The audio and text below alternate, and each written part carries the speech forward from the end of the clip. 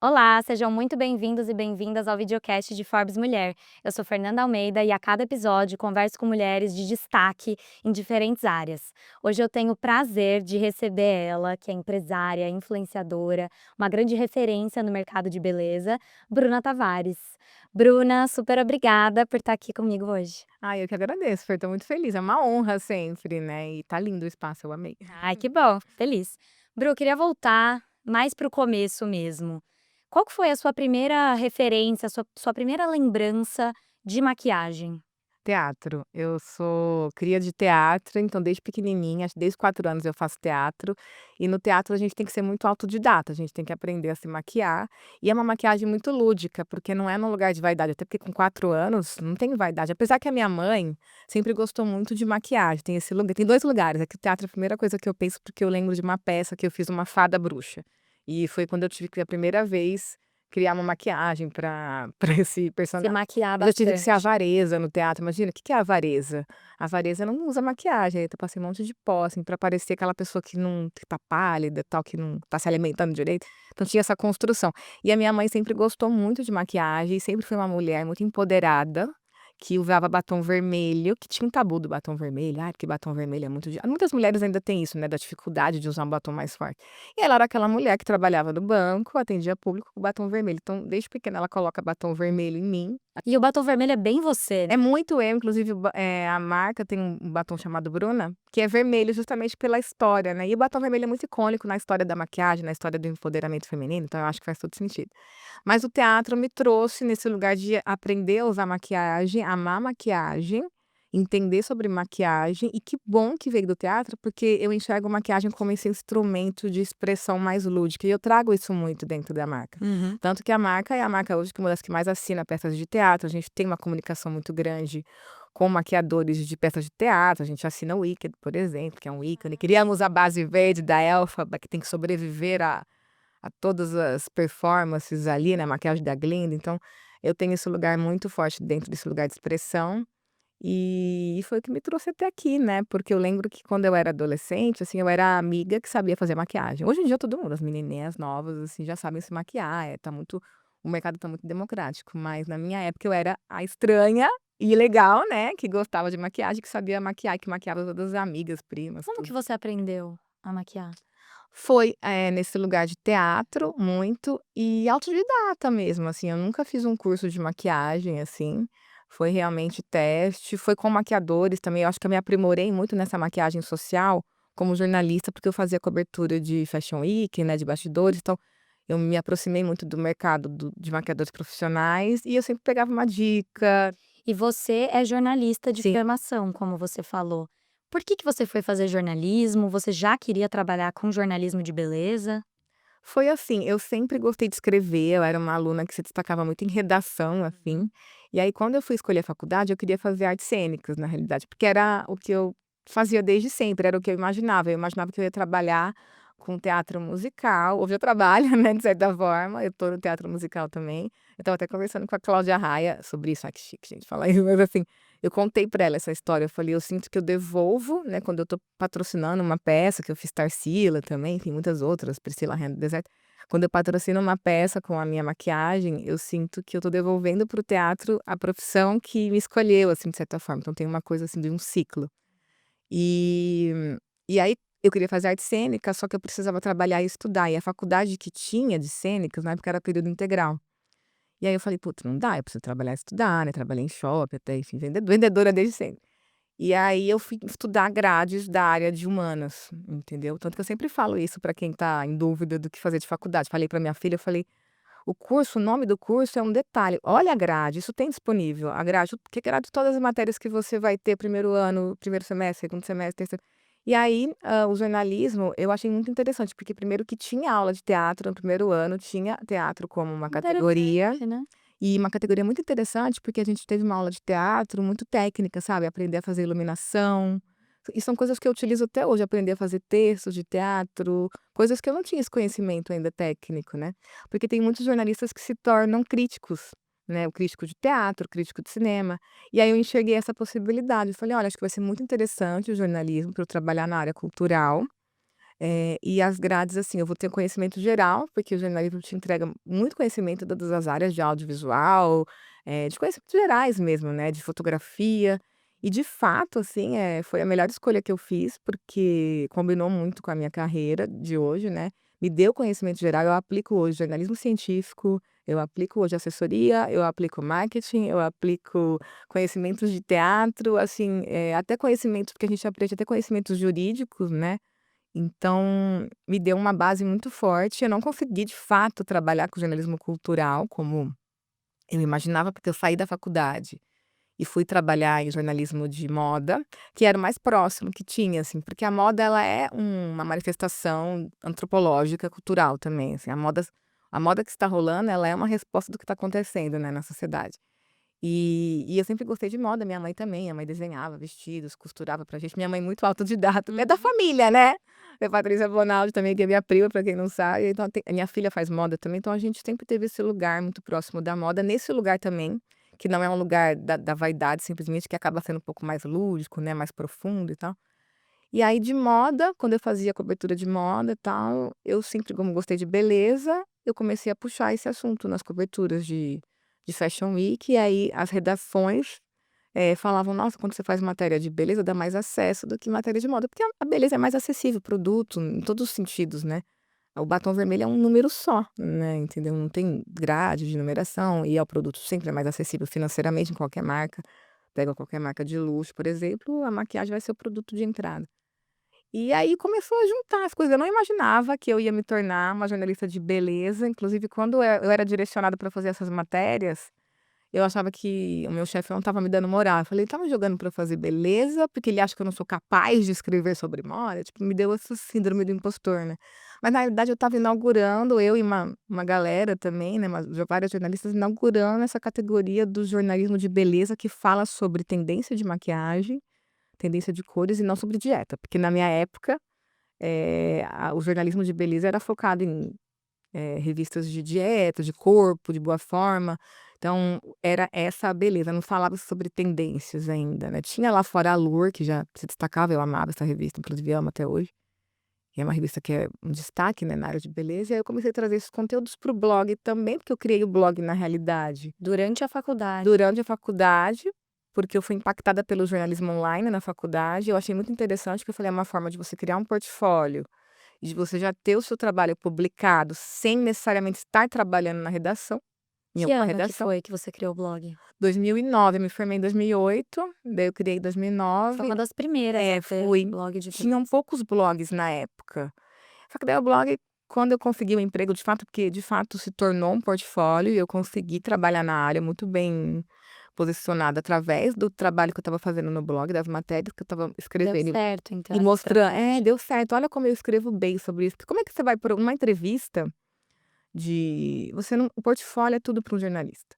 E como é que eu vou ter portfólio se eu nunca trabalhei em redação, né, então o blog se tornou esse portfólio.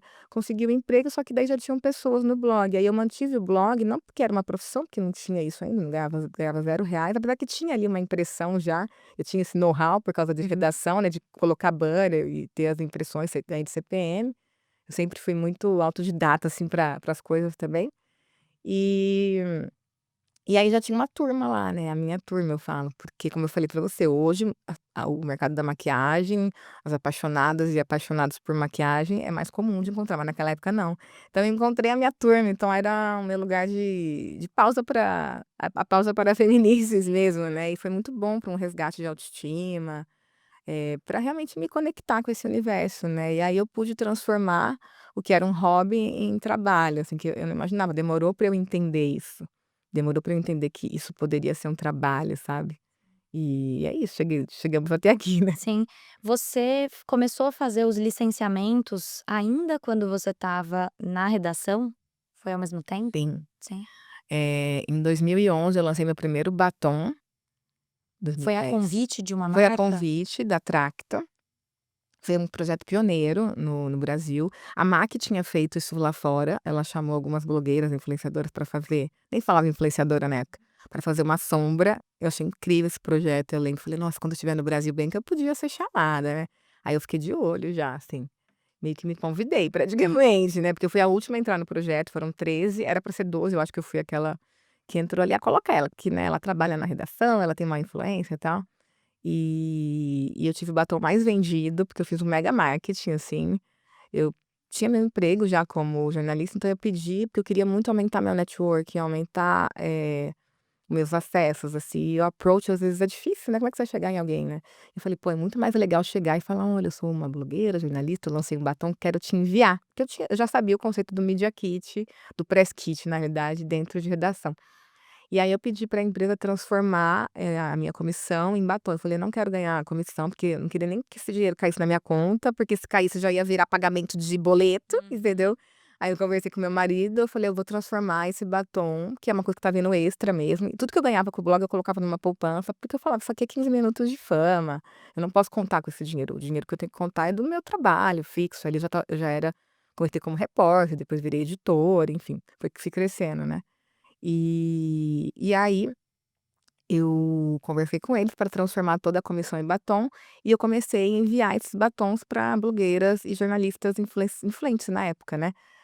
Até pra Camila Coelho eu enviei nos Estados Unidos e foi muito impactante, ela estava começando a despontar e tal. E aí o batom ele foi mais vendido, primeiro que eu escolhi uma cor diferente na época, porque eu já conversava com o público, eu já tinha essa troca e eu trouxe o público para essa conversa. Eu falei: "Gente, fui convidada para fazer um batom". Eu lembro certinho que esse post bateu 400 comentários. Que vocês acham? Ainda hoje é bastante. É muito, porque eu falei assim: "O que que vocês acham que eu posso fazer?". Aí eu entendi ali que as pessoas queriam uma coisa diferente. Ninguém falou: "Ai, faz o dupe, faz um", sabe, todo mundo falou: "Faz essa cor aqui que fulana usou naquele festival que só tem lá fora", sabe, todo mundo, porque eu dei umas sugestões, eu meio que direcionei as respostas, falei: "O que vocês acham disso aqui, que é uma coisa que não tem no Brasil e tal?". Então aí já comecei meu trabalho de gap de mercado, digamos assim, né, e eu pensei assim: "Cara, quem tá aqui comigo é quem vai comprar meu batom", né, e aqui eu tenho o quê? Heavy user de maquiagem, que já tem praticamente tudo que o mercado oferece, então eu tenho que trazer uma coisa diferente, porque ela não vai comprar porque gosta de mim, eu não tinha, até hoje eu não tenho essa visão, eu sei que tem gente que vai comprar meu produto, que gosta da minha história, que vai com a minha cara e tal, mas eu acho que isso não é o ponto é meu produto é bom, eu vou explicar sobre ele e esse é o protagonismo, né. Ele tem que É, o que pro se vender é, sozinho. exato, eu tô aqui para trazer visibilidade, para explicar o caminho e para direcionar meu time de P&D, entendeu.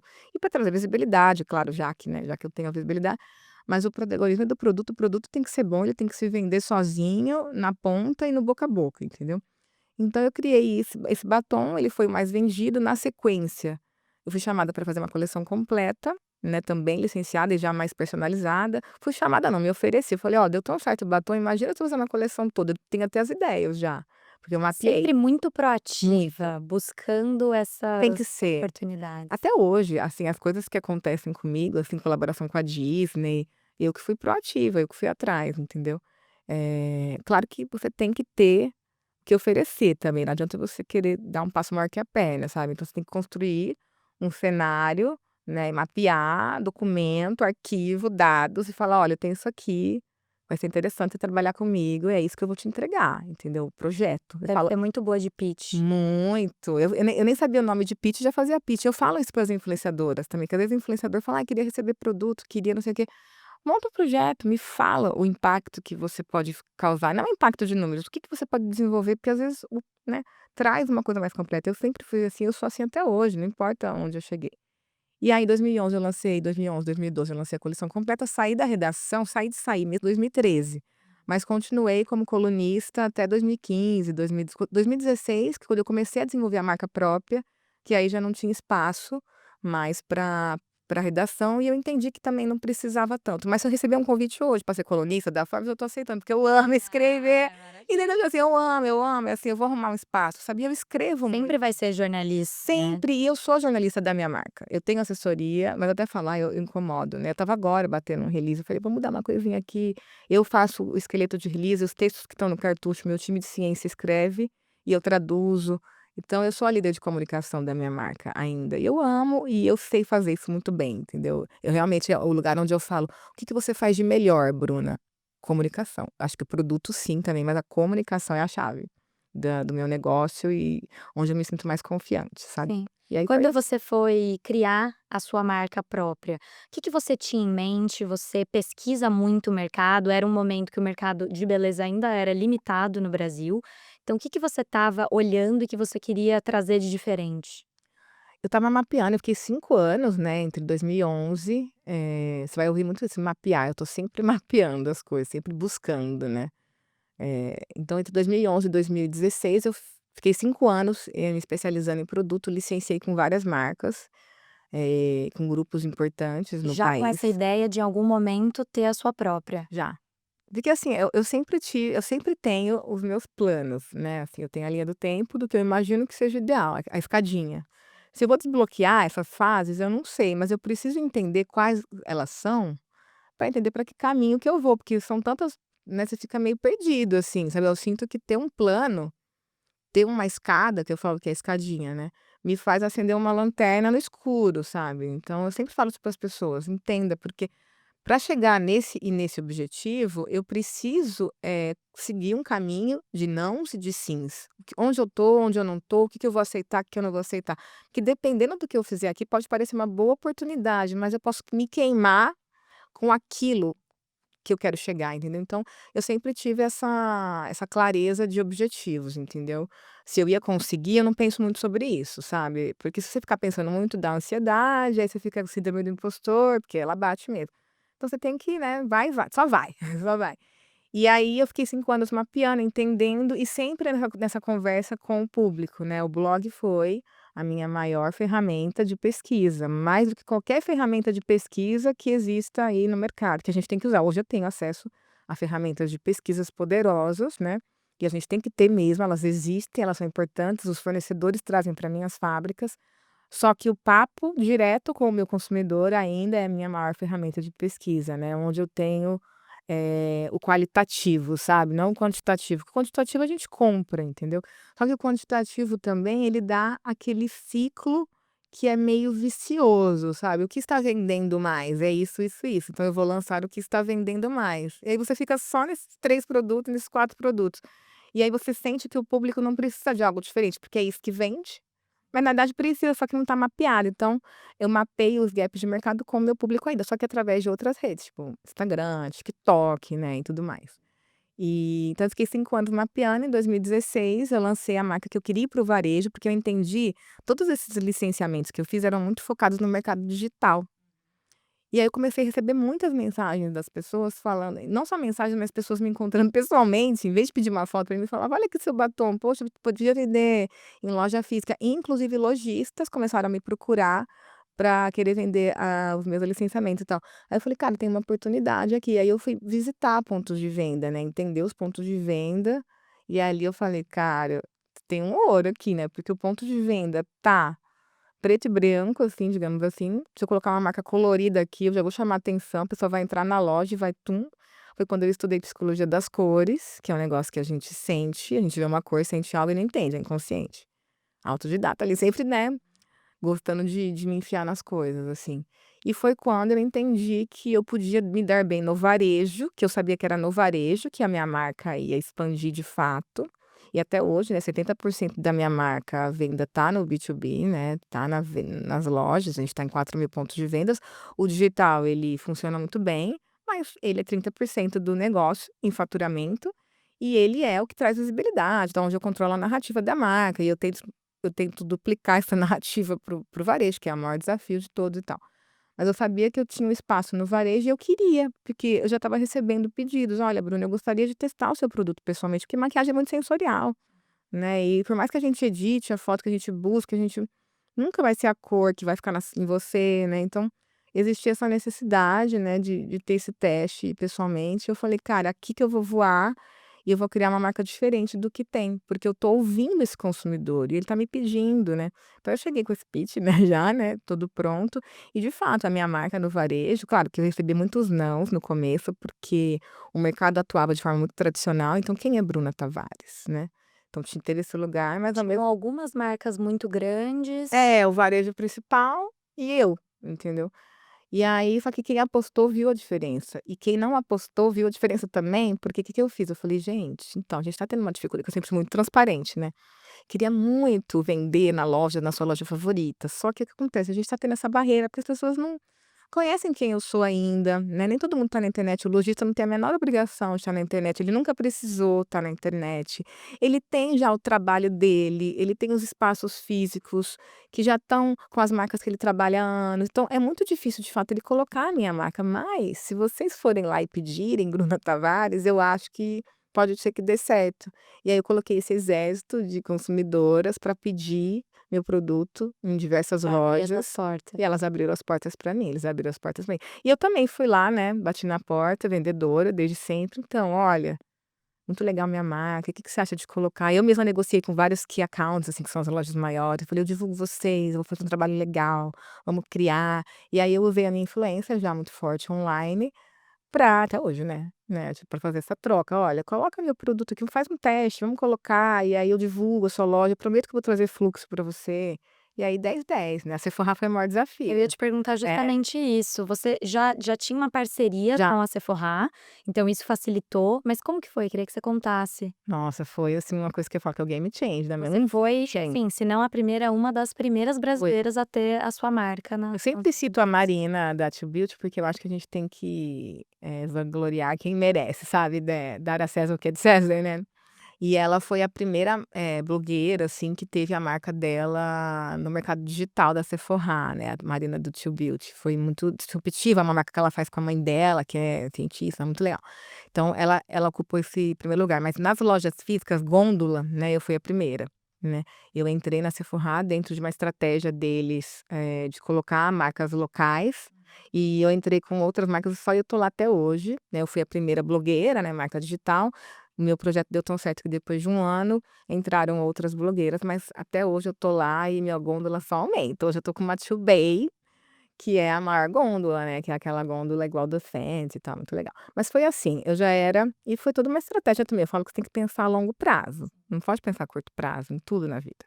Tá. É, acho que isso faz muito parte da sua Faz. trajetória, ser muito proativa, buscar aquilo que você E mapear mesmo, sabe. E aí eu já era parceira da Sephora como blogueira que usa aquele link traqueado, entendeu. Então eu era muito legal, eu acho muito legal esse formato, porque você fala do produto que você quer, como você quer, e você coloca o link traqueado ali para gerar uma comissão de venda, que são os afiliados, né. E aí eu sempre colocava esse disclaimer embaixo falando: "Olha, esse produto, esse post não é uma ação publicitária, mas ele gera o link gera uma comissão que vai para o blog e a gente agradece e tal." Então eu tinha esse disclaimerzinho, jornalista, né, sempre organizada com a publicidade, né. E, a Sephora, quando ela mandava os relatórios, ela mandava e eu ganhava muita grana, tá. Nossa, eu vendia muito para eles, era um salário já, assim, alto que eu tinha. E eles sempre mandavam um ranking, né, das influenciadoras, tipo: "Ah, esse mês você ficou em primeiro lugar, em segundo lugar", e eu ficava sempre em primeiro, segundo, então eu sabia que eu dava resultados para eles, e eu fiquei dando resultado. Falei: "Deixa eu dar bastante resultado para eles, porque é o justo, é o certo, é o correto, para eu vir com a proposta da minha marca própria e falar: 'Olha, eu dou muito resultado para vocês, e eu quero dar mais com a minha marca própria, vai ser muito legal'", né, e eu me tornei embaixadora de várias marcas do grupo. E a gente vai entendendo também, né, as dores e as delícias, né, de cada marca. E quando a Sephora entrou no Brasil, uma das coisas que eles enfrentaram era as pessoas terem a vontade de entrar na loja, eles sentiam um pouco de uma barreira. uma barreira, porque: "Ai, será que essa loja é para mim? Será que esses valores são para mim?" Não, hoje em dia essa barreira não existe, né, a Sephora voa cada vez mais alto aqui. Existia essa barreira e eu sabia que a minha marca, bem localizada ali, ela ia ser mais amigável, né, porque é a marca da Bruna, da nossa amiga blogueira, tal, não sei o quê. Então eu levei essa proposta para eles, mostrei para eles os resultados que eu já promovia, eu nem precisava mostrar, mas assim, pedi uma reunião para eles, falei: "Ó, queria marcar uma reunião para fazer uma proposta para vocês e tal." Eles foram super legais desde o começo, mas era muito diferente para eles, é tudo muito aprovado ali com o global e tal, né, então a gente fez. Provar que era um produto brasileiro e de muita qualidade. E que não ia, assim, incomodar as outras marcas também, né. E aí eu falei: "Cara, eu não vou incomodar as outras marcas, porque eu tomo cuidado para não fazer nada que compita de fato." Eu sempre tomei esse cuidado. apesar de eu me inspirar no mercado internacional, e no começo da minha carreira foi muito isso, eu sempre tomava cuidado de me inspirar em marcas que não estavam no mercado nacional, porque daí eu não tô atrapalhando ela, entendeu? Ela não tá aqui, que nem eu lembro que no começo eu fiz muitos produtos inspirados nas cores da Kylie Jenner, e eu falo isso sem menor vergonha, porque eu nunca escondi as minhas inspirações e a minha história. Hoje eu faço um trabalho muito autoral, no começo era, porque não tinha, a Kylie chegou no Brasil ano passado, né, e hoje eu tomo muito cuidado, eu testo os produtos para não fazer parecido, né, justamente, eu olho a tendência, mas eu quero criar o meu diferencial. Mas naquela época eu consegui trazer esse acesso para essas cores, né, para essas situações. E aí eu falei para eles: "Fiquem tranquilos", e outra, eu me dou muito bem com as marcas, entendeu. Eu tenho um bom relacionamento com todas as marcas, eu sou embaixadora dessas marcas, inclusive de muitas delas. Então vamos fazer um teste, ó, foram 7 reuniões, eu não esqueço, que é um número, né, na sétima reunião, a gente bateu o martelo e criou uma estratégia linda, a gente entrou com um display no Chapéu Dourado, fez um evento todo, eles foram muito legais, eles apostaram muito, sou muito grata. Eles, adesivaram a loja inteira de Bruna Tavares, a gente fez um evento que era para durar 2 horas e durou o dia inteiro, eu não saí da loja. Falei: "Não vou sair daqui enquanto tiver cliente". E a gente bateu a meta 6 vezes de venda, assim, Uau. teve vários produtos esgotados no dia, e ali foi uma chave que virou, né, porque e eu lembro de marcas virem para mim e falarem: "Nossa, o meu esse produto que você usa muito da nossa marca começou a vender mais", porque as pessoas entram para comprar o teu batom, e aí fala: "A Bruna também fala desse gloss ou dessa base", e aí, sabe, eu tive esse feedback também das marcas internacionais. Isso foi muito importante, porque para estar na Sephora, eu tinha que mostrar resultados, né, prévios, para eles falarem: "Nossa, essa menina, essa garota, essa blogueira dá resultados". Mas eu tinha que ter um bom relacionamento com o ecossistema, porque se eu incomodasse alguma marca dali, eu ia ser quicada fora. Então eu sabia disso, então eu criei um ambiente de parceria com essas lojas, né, com essas marcas, criei um ambiente de resultados, para aí sim chegar com a proposta. E não só entrar, como permanecer, né, ficar, entendeu. Então eu acho que tem esse olhar da proatividade, mas tem um olhar meu de olhar muito para o ecossistema, sabe, porque é aquela coisa de não olhar para o próprio umbigo, né. Então eu preciso ser uma parceira de todos aqui, todo mundo tem que ficar satisfeito com a minha entrada. Não é sobre resultados financeiros apenas, é sobre, contribuir, sabe. Então, essa é a história, eu amo essa história inclusive. Quando você começou, tinha ali um oceano azul, né, para você nadar de braçada. Com o tempo, hoje a gente vê várias pessoas que usam a sua influência e daí criam marcas de beleza, apostam nesse mercado também. A gente tem, como você falou, por exemplo, a Kylie, outras, marcas de fora chegando no Brasil. Esse mercado tá saturado? O que que você enxerga hoje? Eu nunca gosto de olhar para o mercado de forma saturada, mas o público vê de forma saturada, né, eu percebo, tem um Instagram que eu sigo que é Trend Mood, tá, que ele mostra tudo do mercado global, assim. Toda vez que uma, famosa vai lançar uma marca, os comentários são: "Ai, mais uma marca? Ai, a gente não precisa de mais uma marca". Então eu acho que nesse sentido de público está saturado, mas no sentido de consumo não, porque nunca se consumiu tanto cosméticos, né, então as pessoas querem consumir, né, elas gostam de consumir. Então, é um oceano azul ainda. Só que você tem que trazer muito mais diferencial. Se no começo eu fazia uma cor diferente de batom, né, eu consegui fazer um batom líquido que não craquela, que é uma coisa simples, né, digamos assim, era o suficiente, ou eu trazer um gloss e buscar lá nos Alpes suíços um ingrediente e colocar um aplicador metálico massageador, então assim, tá, eu tenho que pirar muito para ocupar esse gap. E uma marca também, ela tem que vir com um branding, ela tem que explicar por quê. A primeira coisa que eu faria se eu estivesse lançando uma marca agora, eu faço isso com produto, ó, por quê? Tanto que eu falei: "Por que mais um gloss, gente? Ninguém aguenta mais, por que mais uma marca?". Eu tô ocupando esse espaço, eu tô ocupando esse gap de mercado. Então, acho que quando você justifica, quando você vem com um propósito, com uma pesquisa, e quando você olha para o gap de mercado que sempre vai existir, quando você nicha isso, eu acho que tem espaço sim, porque as pessoas estão consumindo muito, cada vez mais. Então, não tem, isso é um fato, né, isso é numérico. Mas existe uma saturação das pessoas verem que o mercado da publicidade talvez tenha saturado muito, porque as pessoas já veem publicidade e falam: "Ah, até parece", tipo assim, a publicidade saturou, o mercado de influência saturou nesse sentido com o público, então muitos, influenciadores perceberam isso e falaram: "Para eu ter uma coisa mais sólida, é melhor eu ter uma marca", mas aí se você passa essa ideia de que você criou tua marca só para te trazer solidez financeira, aí vai nascer, vai vender ali no começo como uma curiosidade e vai morrer. Você fez o contrário disso, acho É, interessante, porque você, claro, pegou muita carona nessa influência que você construiu, e em algum momento você deu uma sumida, você não estava é. tão presente nas redes To como você está nesses últimos tempos. Foi estratégico? Você viu que você queria se afastar um pouco, porque a marca é o seu nome, né, também. Então qual que foi a estratégia? Teve estratégia, com certeza, tudo, né, vou explicar tudo agora, que tudo tem um sentido. Claro que tem muita intuição, assim, é intuitivo, é o que eu tô sentindo, eu não forço a barra, porque a partir do momento que eu tô exposta na internet, eu tenho que ser o mais natural possível, porque como é que eu vou manter a narrativa, né, como é que eu não vou entrar em contrapé se eu não tô sendo eu mesma, sabe. Então acho que esse é o ponto, né. Mas acho que a primeira coisa que eu pensei desde o começo, com o blog já, foi a experiência que eu tinha em redação, né. Então em redação a gente ouve muito essa coisa de descansar a imagem. "Ah, essa aqui não pode ser capa, porque ela já foi capa dessa e dessa, aí ela vai ter que descansar a imagem uns 4 meses, essa aqui tá saturada a imagem dela". Então eu ouvia muito isso, de uma forma mais pejorativa que dava, assim, de celebridades, assim, de alto escalão. Então se a imagem delas, dessas deusas, musas, rainhas, satura, imagina a minha, né. Então eu falei assim: "Eu tenho que preservar a minha imagem, porque as pessoas vão cansar da minha cara, e a minha imagem não traz diversidade também, porque é só a minha cara, é só o meu olho", tanto que desde o começo no blog, eu sempre tive colaboradoras de tons de pele diferentes, de formatos de olhos diferentes, para trazer esse olhar do tipo, do meu blog não ficar uma conversa, um monólogo. E é por isso que eu também repliquei isso, nos meus produtos, né, na minha tabela de cores de base, que foi um game change e tal, porque eu já tinha essa visão do tipo, a minha imagem única cansa, satura e ela é limitada. Então esse conhecimento, vamos dizer, né, esse ecossistema de redação que dizia para mim que essas mulheres saturava a imagem delas, imagina a mim, entendeu. Então eu sempre pensei nessa diversidade, né, de colaboradoras e de narrativas mesmo, porque eu sabia que a minha imagem ia cansar e eu falei: "Cara, para eu transformar esse trabalho num trabalho minimamente a longo prazo, a minha imagem tem que ficar bem escondida, né".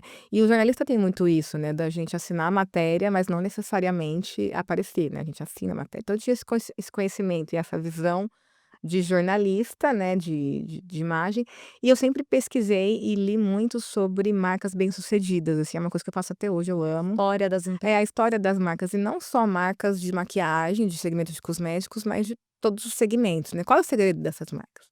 E o maior segredo delas é que elas se tornam memoráveis, elas criam memórias afetivas com o consumidor final. Hoje fala-se muito sobre isso, mas isso já acontecia. E algumas marcas que têm nomes fortes, como Estée Lauder, como Laura Mercier, como NARS, que são nomes próprios, não necessariamente as pessoas sabem a cara. Quando eu falo: "Você sabe quem que é a Laura Mercier?", que todo mundo usa o pó solto dela, mas você conhece o rosto dela? "Ah, não". Falei: "É uma francesa maravilhosa, aqui é o rostinho dela", eu mostro, entendeu.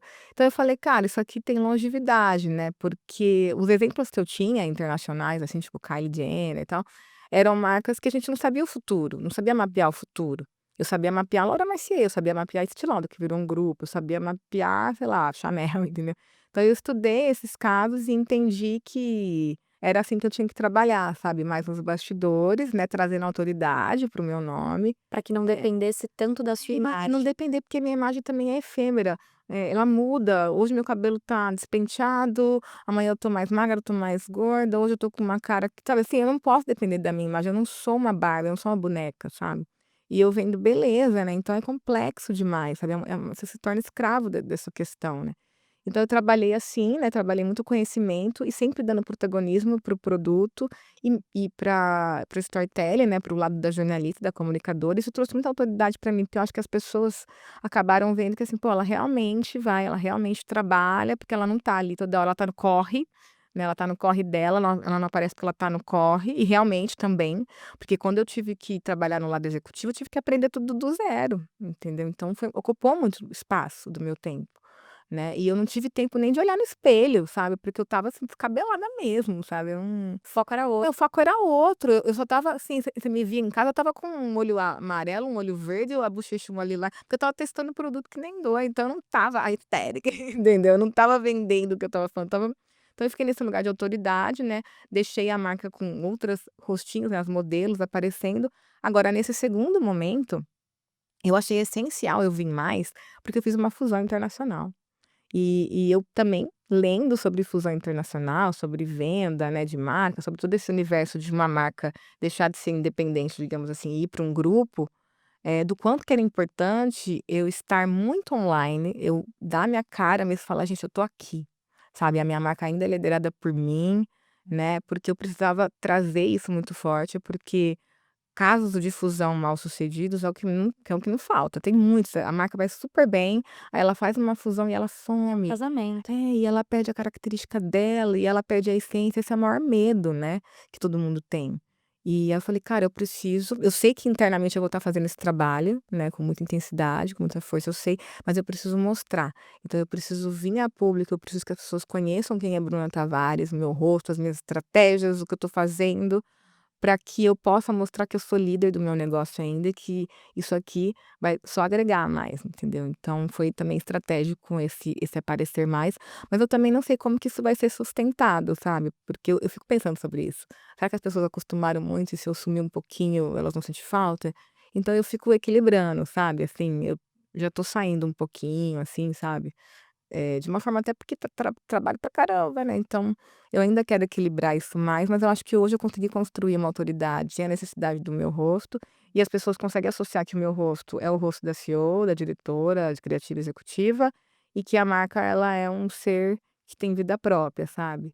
E a fusão deu certo, e eu continuo sendo líder da minha marca mais do que nunca, e legal, meu público fica orgulhoso, fala: "Caraca, vai pra fora, Bruna Hara, você merece esse lugar, você construiu isso", então eu acho que no final das contas deu certo, mas mais uma vez eu vou agradecer lá a época de jornalista, porque mapeou toda a minha trajetória. Sim. Esse momento da fusão, queria que você contasse, porque você já vinha aí sendo assediada Sim. por grandes Hum. marcas, grandes empresas, grupos. Por que você decidiu então fazer esse contrato, esse casamento com a Kiss, como que foi? Eu sempre mapeei, né, sempre coloquei as metas, né, e estudando marcas, eu sabia que quando você nada com tubarões, uma hora você tem que virar um tubarão também, sabe. É difícil você ser para sempre uma marca independente. Você acaba sendo engolida, porque os grandes conglomerados, eles têm muita potência para negociar, para fazer acontecer, né. E eu sabia que esse momento um dia ia acontecer, sabe, eu acreditava que esse momento um dia ia acontecer.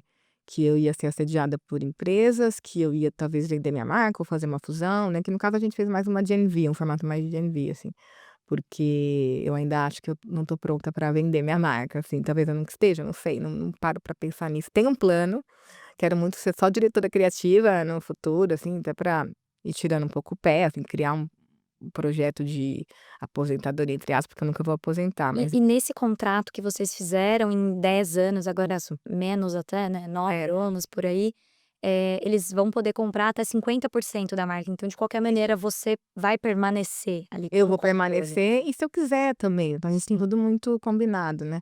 Então eu sabia que isso ia acontecer em algum momento, e eu tive que acelerar esse processo, porque a marca começou a crescer muito, e o mercado começou a crescer muito, eu acho que a marca cresceu também, porque o mercado de maquiagem explodiu, o mercado de cosméticos explodiu, e eu parei de ter capacidade fabril, assim, meus produtos começaram a ter muita ruptura no ponto de venda, e aí foi um caos e é muito rápido, gente, É um porque assim problema bom. é um problema bom, mas ele é muito rápido para dar ruim legal, assim, sabe.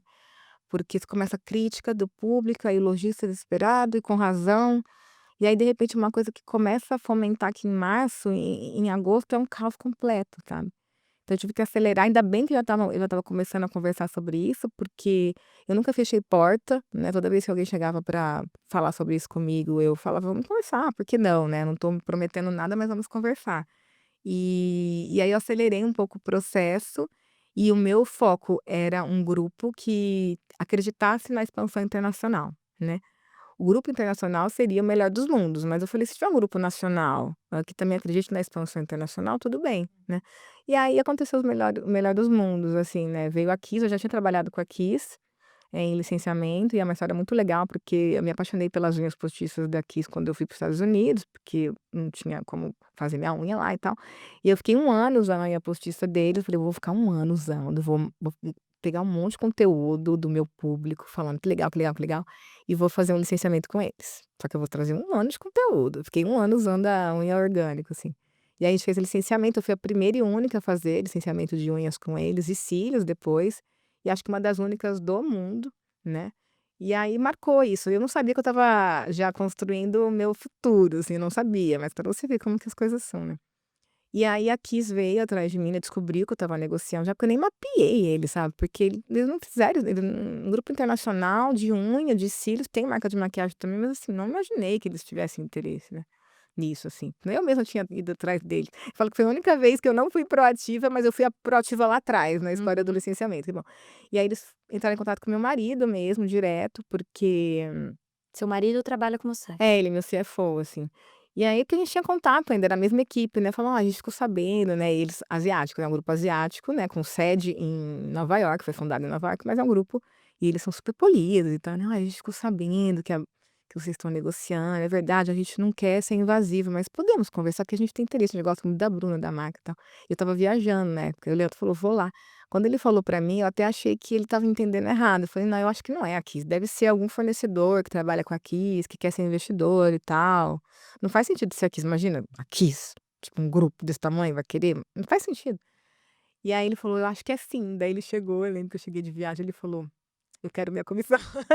E ele falou assim: "É eles mesmo, e eles querem", foi surreal, porque ele falou assim: "Eles querem montar um escritório pra você em Nova York". Eu fiquei assim, tipo assim, eu pus a mão na boca, assim, falei: "Não, não, para, é muito assim, nunca aconteceu isso na minha vida, caiu uma coisa do céu, assim, né". E aí a gente foi negociando, né, eles me chamaram, na realidade eu falei assim: "Vamos com calma, vamos falar sobre licenciamento, né, vamos fazer de novo unhas, cílios, porque eu não tô acreditando nessa conversa". Aí eu estava nos Estados Unidos já, e eu falei: "Será que eles não querem que eu vá lá no escritório?". Eu me ofereci pra ir no escritório conhecer e tal, e a gente falar sobre unhas de novo e tal, porque eu não estava acreditando nessa conversa. E aí o CEO, que é o fundador, o John Chang, me recebeu lá da forma mais linda possível, decorou, fez um jantar, tudo com BT e tal, não sei o quê. Foi surreal, assim.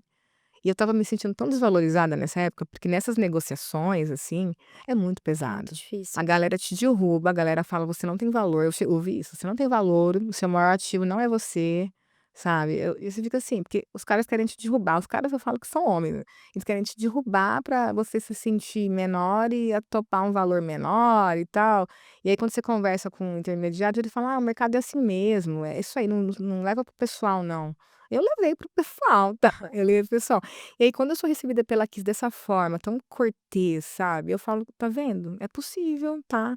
E aí fez tão bem pra mim que eu nem tinha visto a proposta deles financeira e eu virei para o meu marido e falei: "É com pessoas assim que eu quero estar alinhada, porque olha como eu fui bem tratada, olha como eu fui bem recebida, olha como ele trata os funcionários, sabe, olha, é um grupo internacional, eu nem acredito, olha essa estrutura, o escritório deles em Nova York tem o tamanho de 3 campos de futebol, é uma coisa surreal. Aí tem tudo para os funcionários, tem até sala para fazer ioga, que eles podem parar ali, tipo assim, tem uma área de refeitório que, assim, é surreal, eles se preocupam com a parte nutricional, sei lá, é uma coisa que você fala: "Meu, surreal", sabe, se cuidar. E aí eu falei: "Não", claro, a gente vai negociar, a gente vai fechar uma questão financeira que funcione, mas não é sobre isso mais pra mim, é sobre com quem eu quero construir daqui pra frente, né. E aí foi ótimo, a gente chegou numa ótima negociação, super justa para os 2 lados, né. Tem muitas coisas que estão sob o meu comando ainda, o site, por exemplo, da marca oficial ainda é meu 100%, eu sou investidora, todo o meu time de marketing ainda é meu, eu sou investidora da parte de marketing, por isso que, assim, não chegou a ser uma venda, porque eu ainda sou investidora de muitas áreas, Eles né. investiram na Na marca. parte fabril, assim, e eles acreditaram no meu time, eles não só acreditaram como eles falaram: "A gente quer seu time". E é tão legal isso, porque nas outras negociações era muito assim: "Ah, a gente tem o nosso time aqui, você vai ser incorporada na nossa estrutura", e não o contrário, eles queriam a minha estrutura, né, e acreditaram nisso, então isso foi muito legal, assim, então e, assim, é um ganha-ganha mesmo, porque uma coisa interessante também dessa escolha, porque, assim, por mais lindo e maravilhoso que seja, eu tive que ser pragmática ali, Claro. porque aquela coisa, a gente casa, já tem que pensar no divórcio, né, então a gente tem que olhar Eu vi realmente você falando claro. que esse período de negociações você nem dormia. Não, não dormia, era muito difícil, sabe. Eu não sei como eu aguentei, assim, na verdade eu não aguentei, né, porque meu corpo pifou, né, meu intestino parou de funcionar, eu tive que fazer uma cirurgia, no meio do furacão eu tive que fazer uma tudo aconteceu 2024, gente, foi um caos, né, foi um caos, né, 23, 24. Porque assim, não dá, a saúde ela sofre, psicológico, vários Essa problemas. chega. Tinha reunião que eu saía, assim, e eu falava pro meu marido, assim, que ele apoiou muito, mas é uma decisão solitária, e eu queria fazer isso sozinha até pra não trazer mais peso emocional pra ele ou pra outras pessoas da minha família, foi muito solitário. E eu falava: "Nossa, hoje eu tô podre, assim, né, eu quero só, tipo, tomar um banho, chorar e dormir e viver outro dia, um dia de cada vez", né. É muito difícil, sabe, porque é seu nome, seu sobrenome e você esses altos e baixos, tá muito difícil, assim. E mesmo quando eu fechei o plano com a Kiss, eu fiquei muito insegura ainda, eu falei: "Será que eu tomei a decisão certa?", né, até você entender que foi de fato, e que de fato eles cumpriram tudo que eles prometeram, né, e não só no que está no contrato, mas no dia a dia mesmo, sabe, nesse tato pessoal, assim, sabe, nesse cuidado, né. Então foi muito bom, tá sendo muito bom. Claro que tem os percalços, mas não são percalços humanos, sabe, são percalços de negócios, entendeu. Então eu acho essa parte humana, assim, a gente tem um respeito muito grande, assim, aprendo muito com eles também, com essa cultura deles, assim, que é muito cordial, sabe, que é muito sincero, eles são muito tudo não tem joguinho, sabe, é isso aí, é muito muito legal. E eu tô montando um time agora em Nova York, pra ter um time lá e um time aqui pra gente intercambiar as coisas. E o chefão lá do time, ele virou pra mim, e falou assim: "A gente precisa de você aqui, Bruna, a gente precisa que você esteja aqui pelo menos 4, 5 vezes por ano, porque tudo tem que passar por você, é o seu olhar, é a sua essência, se não tiver você, não vai dar certo". Ai gente, eu quase chorei na hora, porque eu falei: "É tão legal ouvir isso", sabe, ninguém quer me tirar do negócio, quer me trazer cada vez mais, sabe, então e aí me dá muita autoestima também, né, muito empoderamento, né. Mas voltando ao business em si, né, eu gostei muito da proposta da Kiss também, porque quando eu entendi o grupo, eu vi que dentro do meu segmento de maquiagem, que é esse segmento que a gente chama de semi-prestígio ou de mastiff, né, que é um segmento que atinge a massa, mas que é de prestígio, ele está abaixo do segmento de luxo, porque ele é mais barato, mas ele entrega uma experiência premium. Ele não é popular e ele não é de luxo, ele tá no meio. E a Kiss não tem uma marca de maquiagem nesse segmento. Então, quando eu percebi também que eu não teria uma concorrência interna, eu entendi que eu não teria nenhuma barreira para crescer. E eu conversei isso com eles, né. E hoje eu vejo na prática que eu não tenho nenhuma barreira para crescer, que eles querem que eu seja, tipo, grande, cada vez maior, porque eles também vão ser, sabe. Então isso é muito legal, porque às vezes dependendo do grupo que você entra, eles vão usar a tua marca como um xadrez, assim, como uma peça de xadrez. "Olha, a gente não quer que ela seja a primeira, nem a segunda, nem a terceira, a gente quer que ela seja a quarta, sei lá, porque pra gente é interessante". E eu não queria que a minha marca tivesse esse tipo de barreira, e eu sabia por conversar com pessoas do mercado e por estudar também aquisições, fusões e tal. E aí eu entendi com eles, e claro que tudo isso também, né, não é só a palavra falada, tem que ser a palavra escrita. Eu entendi que eu não teria limites para voar, e hoje eu vejo na prática, né, porque hoje a marca é uma das principais já do grupo, e a gente está há 1 ano juntos. E eles já estão assim: "Vamos trazer para fora, vamos crescer", e eles apresentaram um plano para mim internacional que eu falei: "Cara, eles querem investir, eles querem que eu cresça, eles querem que eu realmente assuma esse segmento dentro do grupo", né, e eles estão trazendo ideias, então é muito legal, assim. Do lado deles, eles queriam nacionalizar, Também, né, eles também. queriam estar mais presentes no Brasil. Sim, Interessante. são muito interessantes porque eles sempre foram muito transparentes com os próprios interesses também, né, então, a marca o grupo no Brasil está há 15 anos, né, eles estão em 100 países distribuídos, eu nem sei que pa é muito país, né, são 100 países, mas eles têm filiais, assim como eles têm no Brasil, em 13. Então eu tenho 13 países que eu tenho um acesso de escritório, de laboratório, de expertise, de tudo, é muita coisa. Então Europa, Estados Unidos, Ásia, mapeadíssimo por eles já. O objetivo é começar pelos Estados Unidos. Isso, América Latina e Estados Unidos. Mas aqui no Brasil, o negócio deles aqui no Brasil, apesar de estar há 15 anos, é um negócio que depende 100% de importação, né, eles importam os produtos de fora e vendem aqui. E aí já existia um interesse do grupo de começar a nacionalizar as marcas deles. Aqui são possíveis nacionalizar, porque tem coisa que cílios postiço e unha mesmo, não adianta, vai sempre vir de fora, né, só se eles criassem uma fábrica aqui, que eu não duvido, tá, porque eles são surreais. E aí eles sempre muito transparentes: "A gente tem interesse em você, Bruna, e a gente tem interesse na tua equipe, porque a gente quer entender como é que funciona a fabricação no Brasil. Para as nossas marcas também, tudo bem? Claro, a gente vai ajudar em tudo". Então essa transparência também, de não esconder os reais interesses, isso é muito legal, isso é raro. Então assim, eu sempre tanto que eu me meto até demais, assim, eu falo: "Ah, isso aqui é muito interessante para a marca de vocês, e se a gente fizesse isso aqui?". Inclusive a gente está negociando, eu fui agora para Nova York e todos os times, né, de todos os outros segmentos fizeram reunião comigo pra gente fazer collabs. Eu vou fazer collab com todas as marcas do grupo.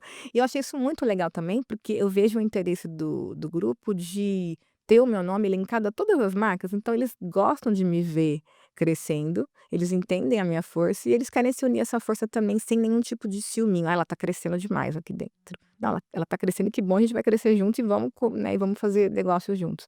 Então, tipo, eu vou lançar um monte de coisa, eu vou lançar unha de novo, cílios de novo, e a gente tá inovando também nessa área, vai trazer coisas diferentes para o Brasil. E eles têm muita coisa lá fora, eu não fazia ideia, na realidade, eu descobri mais agora nessa viagem. Eles têm linhas de acessórios, eles têm linha de, eletrônicos, secadoras, muita, muita coisa, assim, muita SKU, sei lá, é uns 5.000 SKUs, assim, é uma coisa e é muito segmento diferente, assim, e nenhum, claro, no meu, assim. Então a gente está aí criando essa história para levar a ABT, né, para o mundo, e começando óbvio América Latina e Estados Unidos, e ocupar esse gap também, né, o Brasil está muito em alta, né, a gente está lendo matéria sobre isso, né, que é a cultura brasileira, a beleza brasileira, a gente engaja muito, né, o gringo percebeu que a gente traz muito engajamento, tanto que muita marca vem para o Brasil vender, nem tanto pelo poder de compra, também, que a gente compra pra caramba, mas pelo poder de engajamento. Vamos levar um desfile lá para o Brasil, vamos levar a nossa marca para o Brasil, porque o brasileiro dá like, o brasileiro engaja, o brasileiro é o rei da rede social. Então eu tenho já esse cenário construído, que não foi construído por mim, mas eu construí, eu moldei muito no Brasil o que é a Brazilian Beauty, o que é a maquiagem brasileira, o que que é a nossa tecnologia. E eu quero levar isso para fora, e eu sei que isso vai ser bom para o mercado como um todo, para a nossa indústria nacional, vai ser muito bom, né. E é a primeira vez que uma marca de maquiagem faz uma fusão internacional, porque a gente tem, por exemplo, a Granado, que fez um case incrível, tá voando horrores, sou muito fã deles, com a Pucci, né, se não me engano. E a gente tem outras marcas, Havaianas, Melissa voando, mas uma marca de maquiagem, em territórios como Ulta e Sephora, né, no meu formato, claro, provavelmente vai ser um movimento inédito, né. Mas também não fico pensando sobre isso, pode ser que outra marca faça isso antes, eu não fico pensando, assim, em ser a primeira. Se eu for a primeira, ok, mas eu quero ser a que faz bem feito direito e que vai construir essa história, porque tem que ser muito feito certinho. Não pode fazer de uma forma assim, ai, correr, porque o principal é entrar certo. Foi que nem eu falei aqui da Sephora Brasil. Você tem que entrar certo com a estratégia certa para você se manter, porque Pensar entrar no longo prazo. porque se você entra e sai também pega muito mal, entendeu? Então eu prefiro construir, eu não, né, eu e o grupo, a gente pensa igual. Prefiro construir um case muito amarrado, muito correto, do que fazer um case mais ou menos e não funcionar. E outra, eu preciso primeiro deixar o meu negócio redondinho no Brasil, não ter mais ruptura, para aí começar a pensar também nessa segunda fase, que não faz sentido, né, eu colocar ali uma outra prioridade, sendo que a prioridade é Brasil e sempre vai ser, né, então Tem alguma previsão de quando você vai tem. chegar Estados Unidos, O América nosso sonho de consumo, né, porque entre a previsão e a realidade, né, mas enfim, eu sei que eles vão trabalhar muito, eu também para isso, é que segundo semestre de 26 a gente já comece a ter uma distribuição expressiva, né, no mercado da América Latina e em 2027 Estados Unidos. Ansiosa. legal, esperando, Ah, eu né. também, muita gente esperando já também, né. Certeza. Você em algum momento falou sobre as collabs, que é uma grande estratégia que você vem usando. Queria que você contasse quais são as próximas, que a gente estava Ai, eu vou comentando fazer nos um bastidores. spoiler. E, bom, você já fez Hello Kitty, Disney, você buscou também muito essa coisa de ser proativa. Então, quais são os próximos passos? Qual que é essa estratégia de se unir a outras grandes marcas? A Disney sempre esteve, dentro dos meus planos, assim, porque eu sempre estudei muito a história da Disney, do Walt Disney. O Walt Disney, ele é uma referência para mim no sentido de ele e o Roy Disney, né, porque o Walt Disney é das ideias e o irmão dele era o cara que fazia acontecer, né, que transformava as ideias em coisas sólidas. Então a Disney sempre esteve dentro dos meus planos como um desbloqueio de sonho mesmo, de criança, de adolescente, né, isso ponto, né, de adulta. Mas, dentro do mercado eu sempre ouvi falar e sempre li que a Disney é uma empresa super rigorosa, né, com as escolhas de empresas que eles trabalham, né, é uma empresa global, uma das maiores do mundo, não tem nem o que falar, né, todo mundo sabe o que que é Disney, né. E eu falei: "Um dia eu quero fazer uma coleção com a Disney", porque eu sei que a Disney licencia, eu já acompanhava, já comprava, né, qualquer licenciamento que a Disney faz até hoje eu compro, eu amo, sou apaixonada. Falei: "Um dia eu quero ser uma marca que tenha capacidade financeira e produtiva e brand e tudo para trabalhar com a Disney". E aí foi o que eu falei, tudo que eu desenvolvi dentro da minha marca era porque um dia eu queria ter o case perfeito e a empresa perfeita para tá alinhada aos valores deles e ser aceita por eles, entendeu. Então eu já tinha lido, já tinha estudado, e tal. E eu sabia que se eu fosse uma marca: "Ah, então você trabalhou para trabalhar com a Disney". Não, né, gente. Porque, assim, se eu tenho uma marca potente o suficiente e organizada o suficiente para trabalhar com a Disney, então eu posso trabalhar com qualquer, tipo, eu sou uma empresa grande e que tem autoridade e condição de ser respeitada, entendeu. Porque a Disney é um padrão de qualidade do mais alto nível, então, né, então eu uni sonho com estratégia. E aí quando esse momento chegou, né, eu fui atrás deles, de fato eles falaram que já estavam atrás de mim também, porque eles viam que eu tinha muita afinidade, viam que a marca estava crescendo, e Sephora, e Riachuelo, e todos esses C&A e tal. E aí a gente fez essa colaboração. E eu sabia que quando eu trabalhasse com a Disney, eu ia talvez finalmente começar a quebrar esse preconceito de: "Ah, marca de blogueira, ah, é temporário, ah, é modinha", né. Porque existe isso. Hoje menos com a minha marca, mas existe essa barreira.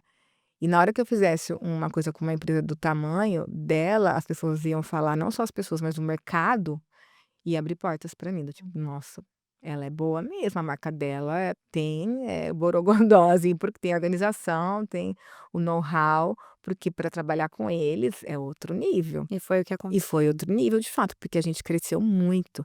Tem coisas que a gente implementou por conta de exigências da empresa que até hoje estão, né, que continuaram. A gente não implementou só para conseguir atender eles, a gente implementou porque essa é uma forma melhor de trabalhar. FDA, a gente hoje adequa todas as nossas fórmulas ao que é a Anvisa americana também, a gente usa como referência, sabe, assim. Até a forma que eles os guides de licenciamento deles, as regras, por exemplo, você tem que utilizar a logo dessa forma, essa é a forma correta de licenciar o produto, porque como é que você licencia um produto? Como é que você mantém a qualidade da tua marca, a essência da tua marca, se alinhando com uma outra marca forte, sem perder tua essência, mas ainda, entendeu? Então isso é muito interessante, né.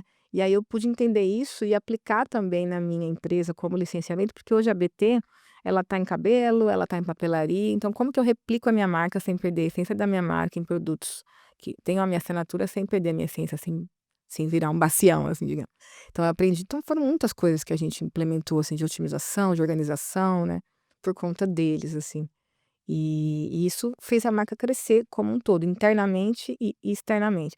E aí, a partir daí, todo mundo quis trabalhar com BT, né, todo mundo e foi um case de sucesso, não só um, foram 3 cases de sucesso, a gente fez 3 colaborações seguidas, assim, contamos uma história, né, e foi 100 anos, né, a gente Uhum. fez a coleção de 100 anos de Disney, a gente tinha uma chance em 100 anos. Foi muito legal e eu gosto de pensar na colaboração dessa forma, sabe, uma coisa que realmente seja icônica, porque já começou muito icônica, começou da forma mais icônica possível, entendeu. E a gente fez Sanrio, né, Hello Kitty também, muito legal, que eu fiz com a minha filha. A gente lança agora um dos maiores sonhos também da minha carreira, que é Coca-Cola, que eu tô muito empolgada, e a gente trabalhou direto com a equipe de Atlanta, então foi muito legal, porque mais uma chance de aprimorar o inglês, né, porque assim, cara, os Estados Unidos está muito dentro da minha rotina hoje, né, então e é desafiador, não é minha língua nativa, eu não fiz curso de inglês, tive que aprender também meio que Na na prática. prática ali. Então, reuniões em inglês, reuniões na Kiss em inglês também. E a Coca-Cola é a maior marca do mundo, né, e eles nunca fizeram no Brasil uma collab de maquiagem nesse formato, sabe, eles são muito exigentes, assim, até porque é uma empresa muito grande e tal. Então a gente também cresceu muito com o trabalho com eles, né, para entender e tal. Então é uma coisa que estoura e a gente vai ter que desbloquear. E qual que vai ser a próxima, né, até estava falando nos bastidores, essa vai ser super spoiler, né, que a gente vai fazer também Netflix com Bridgerton, e é Aprovado pela aprovado Shonda pela gente, a Shonda, ela mesma que aprova tudo, ela e o time dela. O time dela estava no Brasil e foi visitar a BT House para entender se a minha marca tinha conexão com o branding deles e tal. Eu fui aprovada pela Shonda, gente, eu posso colocar isso no meu currículo. loucura. E ela participa de todas as etapas, assim, tipo, o cartucho, a flor que vai por dentro e tal. Ela é que nem eu, assim, sabe. Eu falo: "A gente tem que se conhecer um dia pessoalmente, porque a gente é igual", ela realmente participa dos processos mesmo e Bridgerton tem muito a ver, né, com BT, assim, a parte visual azul, né, a parte provençal e tal. Então é isso, eu tenho que só collabs icônicas, né, a gente tem eu tenho outros objetivos com collab, outras empresas que eu gostaria de chegar, até celebridades, assim, eu acho que é muito legal fazer uma collab com alguma celebridade. Então eu penso em fazer uma collab icônica por ano. porque é muito trabalho, assim, a gente tem que meio que parar tudo para vivenciar isso. Então eu acho que tá ok, uma icônica por ano. Sim. Você, inclusive, fez uma collab recente com a Abraé, entrando no segmento de cabelos, e aí você me falou que nesse universo de tudo pode virar BT. Tudo pode virar Então, você vai para perfumaria, skincare, não tem limites, você vê que você criou de fato uma marca que pode, né, passar por diversos universos. Olha, o que eu falei pra você, né, no mundo de Bruna, mas eu acredito que tudo pode virar BT, porém depende, né, porque, assim, eu não posso também, ficar fazendo tudo que, assim, chutar o balde, porque eu preciso estar presente, não só internamente nesses processos, apesar de eu ter um time, mas externamente também, porque todas as empresas entendem e querem a minha divulgação pessoa física e a minha divulgação pessoa jurídica. Não tem nem espaço no feed para isso, ficaria uma coisa, né, E é muito cansativo. cansativo e cansativo para o público também. É muita coisa e você muito à frente de tudo. Como você Total. falou, bem parecida com a Chon É, nesse sentido, lógico. de estar ali totalmente nessa parte de comunicação, bate um release, conversa, né, tem essa a sua imagem mesmo de vender, de estar ali nas redes sociais, que você é super grande nas redes sociais, e também tá no desenvolvimento dos produtos, e no relacionamento tanto com a Kiss, quanto com essas outras marcas, dos licenciamentos. Então são muitas coisas. Você tem dificuldade, é um desafio para você delegar? É. É um dos maiores desafios mesmo, mas a gente tem que delegar também, porque se eu não delego, a minha marca morre. É uma coisa que eu entendi já, e entendi também conversando com empresários que estão em outros levels, assim, que já passaram dessa etapa que eu passei, né, já estão em outros momentos. Se você não delega, se você não faz treinamento, se você não cria uma cultura de empresa, você morre, porque você ninguém vive para sempre também, né. Então, acho que esse foi um dos grandes motivos também de eu me alinhar com o grupo, porque eu sei que o grupo ele tem muito mais força de resistência e de longevidade do que eu como marca independente, até porque eu não tenho um monte de herdeiro que vai seguir meu legado, enfim, é muito complexo isso, você nem pode trazer esse peso, eu acho, eu não vou colocar esse peso na minha filha, filha única, coitada, não, se ela quiser trabalhar comigo será muito bem-vinda. Então eu acho que delegar é importante, mas para delegar também você tem que ter isso aqui, né, psicológico, e é isso que eu tô fazendo, por isso que eu falei, eu quero um dia ser diretora criativa da minha Será que você marca. conseguiria ficar só na criação e Eu acho que sim, só que eu preciso nesse tempo, trabalhar a minha gestão muito, porque o delegar é você saber ensinar também. Eu só consigo delegar se eu ensinar realmente, se eu ficar anos se eu reter funcionários, a retenção de funcionário é essencial, a retenção de talentos é essencial, é um desafio porque também. um desafio, você tem que reter uma equipe que sem nenhum problema, nenhum ego, não pode ter esse lugar.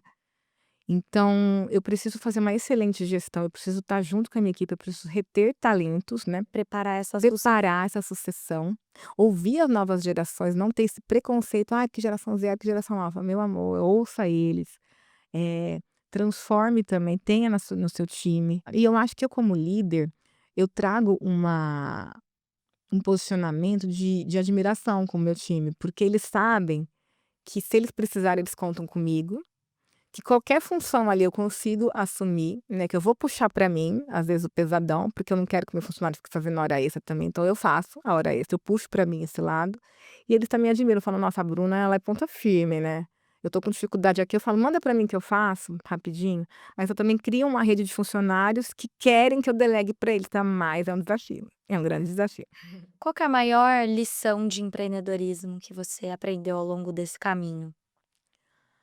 Eu acho que o pensar a longo prazo é a maior lição e é o que eu falo para as pessoas, porque foi o que eu falei, tem muitas coisas que eu fiquei desenvolvendo no off, né, 1 ano, 2 anos, 5 anos, para poder apresentar, para poder implementar no futuro. Então acho que essa é a maior lição, né, enxergue o que você quer para o futuro, sabe, projete, né, tem a questão também do projetar, né, do você a lei da atração, eu acho que isso é totalmente, né, tá dentro de um outro campo, né, um campo energético, espiritual, enfim, cada um acredita em alguma coisa, mas eu acho que o projetar é importante para você saber onde essa pergunta você tem que saber, eu acho.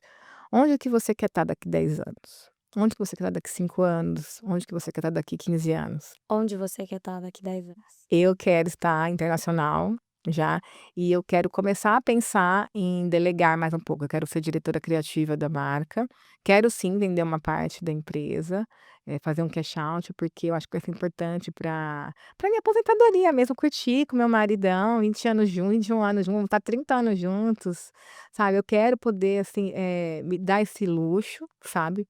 Estou trabalhando para isso, e quero trabalhar só com criativo, quero ver minha marca forte, internacional. E tá mais assim, acho que começar a tirar o pé um pouco do trabalho. Eu não sou essa pessoa que romantiza: "Ai, nossa, trabalhar". Eu estava falando, estava decupando um vídeo até 2 da manhã, mas eu não eu sei que isso não é saudável, entendeu. Eu quero poder ser mais saudável. Só que hoje eu tenho mais energia. Quanto mais jovem você é, quando eu tinha 20 anos, eu fazia 3 empregos, entendeu. Entendeu. Então, assim, quanto mais jovem você é, mais energia você tem. Então eu acho que sim, é importante você utilizar essa vitalidade, mas já pensar no longo prazo. Daqui a alguns eu preciso trabalhar muito agora, e é isso, a gente vai vivendo um dia de cada vez. Com certeza. Bom, agora eu tenho umas perguntas mais rapidinhas Boa. para você. A primeira é: qual que você acha que foi o turning point da sua trajetória, o momento de virada? Eu acho que foi, quando eu fiz meu primeiro batom e resolvi primeiro, né, turning point, e resolvi transformar toda a minha comissão. Acho que foi meu primeiro investimento, foi a primeira vez que eu entrei como investidora de alguma coisa, né. Eu transformei minha comissão em batom, meu batom foi mais vendido e tudo partiu dali, né, e vieram os outros convites, né. Uhum. Qual que você diria que é o seu superpoder? Aquela habilidade que te destaca em qualquer sala que você entra? Eu acho que eu tenho um poder de leitura muito grande, eu sou muito observadora, então eu tenho uma capacidade muito grande dessa leitura empática mesmo, sabe, eu consigo me organizar em qualquer ambiente, assim, eu consigo sentir muito as pessoas. Eu acho que esse lado intuitivo, que a mulher é tão, direcionada a não ver como uma skill poderosa, a intuição, né. Eu transformo a minha intuição em estratégia, sabe, entre a intuição e a estratégia eu crio, eu acho que esse é o maior poder meu, assim. Uhum. Um livro ou um filme que você recomenda para todo mundo? Uau! Nossa, eu vou falar coisas, assim, que são nem são tão de business, né, talvez. Não Não precisa. precisa? Porque, assim, meu filme favorito do mundo é Titanic, eu sou apaixonada, James Cameron. Apesar que, assim, Avatar, tudo do James Cameron. Eu vou falar mais Avatar, porque o Avatar eu sempre falo para as pessoas, o primeiro, que é um game changer, né, que é uma forma de você enxergar a vida de outro prisma, assim, sabe. Eu sei que é um filme de ficção e tal, mas eu acho muito bonita a forma que os navios, né, eles lidam com o senso de comunidade, né, e o senso de cuidado com o meio ambiente. Contudo, eu amo esse filme, eu amo a mensagem desse filme. Um conselho que você daria para Bruna do início? Para ela acreditar mais na intuição dela, porque eu me desvalidei muito, né, a intuição. O que que é intuição, né? Então acho que se eu tivesse me desvalidado menos, eu teria tido caminhos mais rápidos e eu teria tratado. Um conselho, acho que o principal seria isso, na realidade, tratar minha saúde mental antes, assim, sabe, porque eu demorei para entender que eu precisava desse cuidado. Hoje eu não fico sem, eu digo para todo mundo. Faz Eh, terapia? Faço tudo, tudo que tiver, mas qualquer coisa. Terapia, terapeuta holística, falou para mim. Ontem eu encontrei uma psicóloga financeira, eu falei: "Ai, eu quero também", ela tem um livro até porque, assim, eu acho assim, cuidar da saúde mental é essencial, nunca é demais. Um hábito ou um momento do dia que você não abre mão? Eu não abro mão do sábado, na realidade, eu falei, né, sábado sexta-feira à noite eu entrego meu celular para o meu marido, foi uma ideia dele até. Jura? Eu tive um burnout ferrado em 2018, e aí ele teve essa ideia, ele falou: "Vamos pegar um dia para você não ficar no celular?". E aí sábado é o melhor dia, porque meu time fica off também, né, fim de semana. A gente tem fim de semana que é tudo tem que ter, eu acho. E aí sexta eu entrego meu celular pra ele, e aí ele me devolve domingo, porque domingo eu preciso adiantar as coisas, porque então segunda-feira fica um caos e tá tudo bem. Então é um hábito que eu não abro mão, exceto quando tem uma coisa que não tem que fazer, caiu o sábado, né. Então é isso. O que que te move? Ai, me move muito esse desejo de criar um legado, sabe, assim, eu acho que eu preciso passar por esse mundo como Bruna Tavares, e falar que eu deixei alguma coisinha para trás, assim, sabe. Eu penso muito nisso. Eu sei que eu tô pensando muito lá na frente, né. O Leandro até fala: "Nossa, você já pensa". O Leandro é meu marido, ele fala: "Você tem 25 anos, 20 anos", sei lá, hoje não, eu tenho 39, mas desde os 25 você pensa na hora que você vai dessa para outra melhor, se Deus quiser, assim, né. E você já pensa nisso, né, você quer se tornar imortal. Ele teve essa visão: "Você quer se tornar imortal". Eu falei: "Eu acho que é isso, eu acho que Se eu deixar alguma coisa quando a gente deixa algo para o mundo, e nem falo sobre fama ou sobre um legado, assim, de business, quando a gente deixa algo, a gente se torna imortal, de certa forma, na memória das pessoas e tal. Então acho que esse é o meu grande é o que me move realmente. Então cada produto que eu desenvolvo, cada funcionário que eu desenvolvo também, cada história que eu toco, cada memória que eu crio, e esse é o treinamento da minha marca, criando memórias através da maquiagem, não é como vender mais, como ser memorável. Eu acho que eu tô deixando um pedacinho, uma célula minha, assim, sabe, para o mundo. E eu acho que essa é a busca de todo ser humano, né, porque nascer, viver e morrer é muito triste. E quando eu penso nesse legado, eu acho que de alguma forma eu tô buscando essa imortalidade, sabe. Então eu acho que é isso que me move no final do dia. Uma mulher que te inspira. Ah, eu me inspiro muito na Shonda, eu vou falar da Shonda de novo, assim, acho que o legado que ela criou, as coisas essas grandes empresárias, né, me inspiram muito, assim. Óbvio que eu poderia responder minha mãe aqui, porque sempre vai ser minha mãe é uma mulher poderosa, que saiu de casa, que sempre foi independente, que nunca baixou a cabeça para as coisas, então ela seria a resposta óbvia. Mas falando de empresários, a Shonda com certeza me inspira, eu me inspiro muito na Pat McGrath também, que é uma das maiores inspirações minhas no mundo de maquiagem, enquanto que ela é criativa, quanto que ela ocupou novos espaços, o quanto que ela elevou o mercado de maquiagem para uma ótica muito mais, assim, técnica, artística e muito mais do que a maquiagem em si da performance, né, então acho ela incrível, ela estoura bolhas, ela faz pessoas que nem ligam para maquiagem olhar para o desfile dela lá do Galliano e ver aquela pele, plastificada, né, que ela criou, enfim, acho ela um fenômeno. Uhum. Um erro que virou aprendizado. Nossa, acho que tem muitos erros, né, é difícil, mas vou pensar agora em um, assim, específico. Eu trabalhei no shopping, já como vendedora de sapato, né, e eu lembro eu fui demitida, foi a primeira demissão que ganhei e foi, tipo assim, muito triste, né, chorei muito e marcou muito, é muito difícil, 18 anos ser demitida, e você acha que você está fazendo tudo certo, e aí eu lembro que eu tive esse feedback, que na época foi muito duro para mim, mas ele me moldou para o próximo emprego. E que ela falou assim: "Ai, às vezes está sem cliente na loja e você fica de braço cruzado", porque para mim era o vender sapato, entendeu? Não era tipo: "Ai, não tem cliente na loja, então eu vou, sei lá, vou mexer na vitrine, ou eu vou arrumar aqui, ou eu vou, sei lá, fazer alguma coisa, assim, buscar alguma coisa para fazer". Eu ficava realmente assim: "Ah, não tem cliente, né". É. É, e eu poderia ficar lá na frente, assim, de repente até convidando os clientes, sei lá, podia ter criado alguma coisa. Era minha obrigação dentro do que estava no meu escopo? Não, mas eu poderia. E aí aquele feedback foi muito duro, mas eu absorvi ele, porque eu vi como um erro, assim, ainda mais braço cruzado, né, gente, ficou ali com aquela cara, né, ninguém quer entrar na loja, né. Quer manter sempre um sorriso no rosto, sabe, no mínimo mantenha sempre um sorriso no rosto, sabe, assim. Então foi um aprendizado que eu levei para o meu próximo emprego, de sempre estar com um sorriso no rosto, dentro do possível, porque também a gente não é robô, e tentar ser proativa, sabe. Então, tá sobrando tempo para mim aqui, deixa eu usar esse tempo ocioso para de repente criar alguma coisa, seja para a própria empresa ou até para mim. E eu fiz muito isso, né, eu lembro que eu chegava na redação 2 horas antes, 3, e eu dedicava para o meu blog, que era o tempo que eu tinha, isso conversado com o meu chefe e tal, então eu não deixei mais, o tempo ser ocioso. Claro que virou depois um negócio, uma workaholic doida, que eu tive que organizar depois, sim. Mas foi o que me trouxe até aqui também. A proatividade foi brotada no meu coração, ali na minha alma, naquela demissão dolorosa. Mas, sei lá, virou um aprendizado positivo no final do dia, assim, né. Um sonho ainda não realizado. Com certeza ver minha marca hoje, né, hoje essa é a resposta, ver minha marca em displays, nos Estados Unidos, assim, na América Latina, na Europa, na Sephora, o mundo todo. Acho que Breve. eu entro na loja e visualizo já, sabe. Você fala: "Ai, vai ficar lindo aqui, eu vou fazer essa cor". É esse meu sonho atual. O que pouca gente sabe sobre você.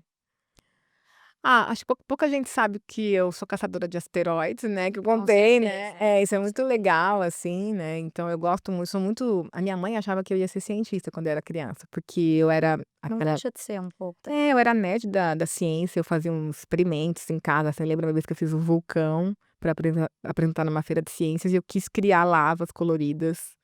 E aí ela falou: "Bruna, você não tem noção, você explodiu um monte de coisa aqui em casa, que é bicarbonato de sódio com tempero e cada tempero tem uma corzinha", ela falou: "Foi um caos".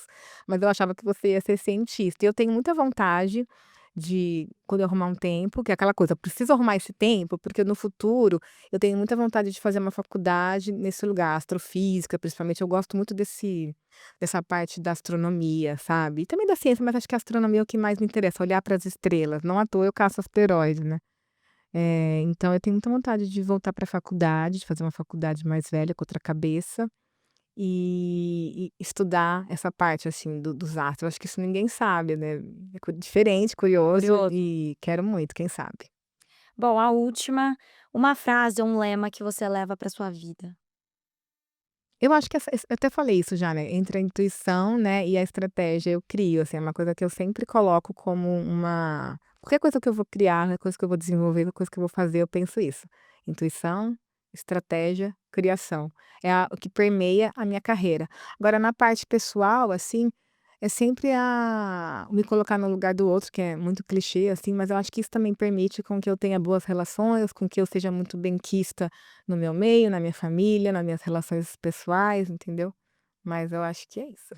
Perfeito. Bruna, que delícia. Ai, E que bom, sempre. amei. Obrigada. Obrigada a você, adorei.